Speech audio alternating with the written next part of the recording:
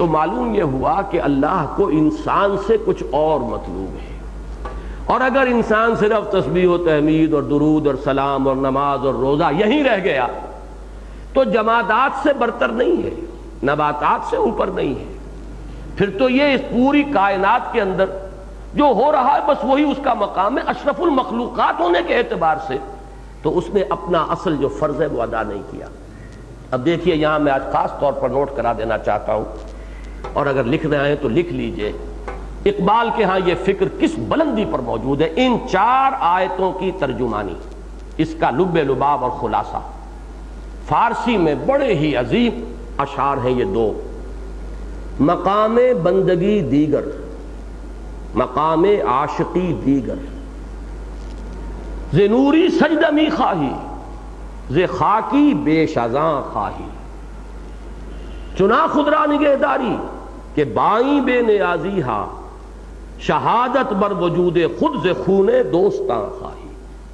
ایک مقام بندگی ہے، اس میں تسبیح ہے، تحمید ہے، رکوع ہے، سجود ہے، اور ایک مقام عاشقی ہے۔ مقام بندگی اور ہے، مقام عاشقی اور ہے۔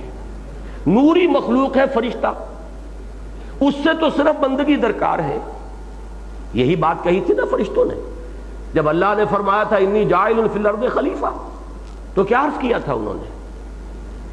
اتجعل فیہا من یفسد فیہا ویسفک الدماء ونحن نسبح بحمدک ونقدس لک۔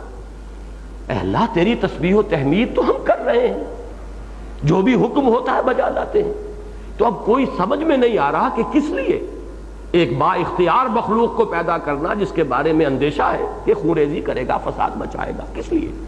کوئی ضرورت ہمیں محسوس نہیں ہو رہی۔ حدیث میں آتا ہے کہ 7 آسمانوں پر کوئی بالشت بھر جگہ بھی ایسی خالی نہیں ہے کہ جہاں کوئی نہ کوئی فرشتہ یا کھڑا نہ ہو قنوت میں، یا رکوع میں نہ ہو، یا سجود میں نہ ہو۔ تو رکوع اور سجود یہ تو فرشتہ کر رہا ہے، بتمام و کمال کر رہا ہے، اور تسبیح و تحمید تو کائنات کا ذرہ ذرہ کر رہا ہے، گھاس کا تنکا تنکا کر رہا ہے، درختوں کا ایک ایک پتا کر رہا ہے۔ تو مقام بندگی دیگر، مقام عاشقی دیگر۔ یہاں چونکہ بات بھی ہو رہی ان اللہ یحب الذین یقاتلون، اللہ سے محبت کا اگر تمہیں کوئی ولولہ ہے تمہارے اندر تو مقام عاشقی تک آنا ہوگا۔ ز نوری سجدہ می خواہی، ز خاکی بیش ازاں خواہی، اس خاکی وجود سے انسان سے کچھ اور چاہیے۔ وہ کچھ اور کیا ہے؟ چنا خود را نگہداری کہ بائیں بے نیازی ہا۔ اتنا اللہ کو اپنی ذات کا اتنا لحاظ ہے، حالانکہ وہ بے نیاز ہے، اسے کوئی احتیاج نہیں، لیکن یہ نگہداری ہے کہ شہادت بر وجود خود ز خون دوستاں خواہی، اپنے دوستوں اور چاہنے والوں کے خون سے اپنی وجود اور اپنی توحید پر شہادت مطلوب ہے، گواہی مطلوب ہے۔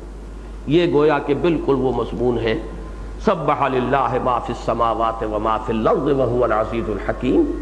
یا ایھا الذین آمنوا لم تقولون ما لا تفعلون کبر مقتا عند اللہ ان تقولوا ما لا تفعلون ان اللہ یحب الذین یقاتلون فی سبیلہ صفا کانہم بنیان مرصوص۔ اب اردو کے 2 شعر بارہا میں نے پڑھے ہیں، وہ بھی اسی مفہوم کو بڑی خوبصورتی سے ادا کرتے ہیں۔ یا وسعت افلاک میں تکبیر مسلسل، یا خاک کی آغوش میں تسبیح و مناجات۔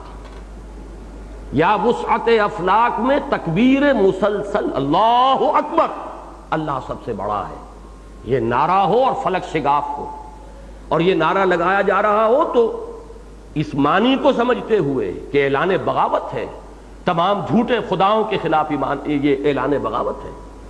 تو یہ وسعت افلاک میں تکبیر مسلسل، یا خاک کی آغوش میں تسبیح و مناجات، سبحان اللہ الحمدللہ اللہ اکبر، یہ بھی ہے۔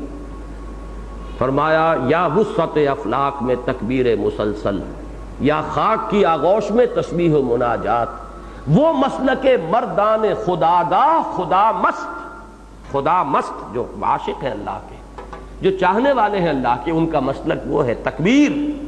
لیکن یہ تکبیر صرف نہ اللہ اکبر کہنے تک نہیں، they should mean it، اور جب وہ کہیں گے سمجھ کر تو گویا کہ یہ تمام خدائیوں سے بغاوت، تمام جھوٹے خداؤں سے بغاوت۔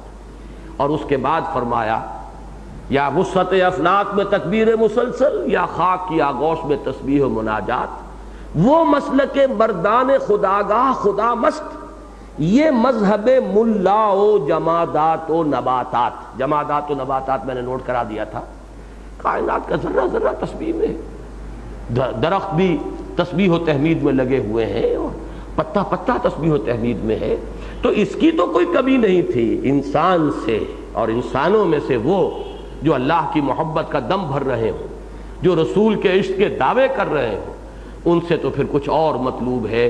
کیا مطلوب ہے؟ شہادت بر وجود خود ز خون دوستاں خواہی۔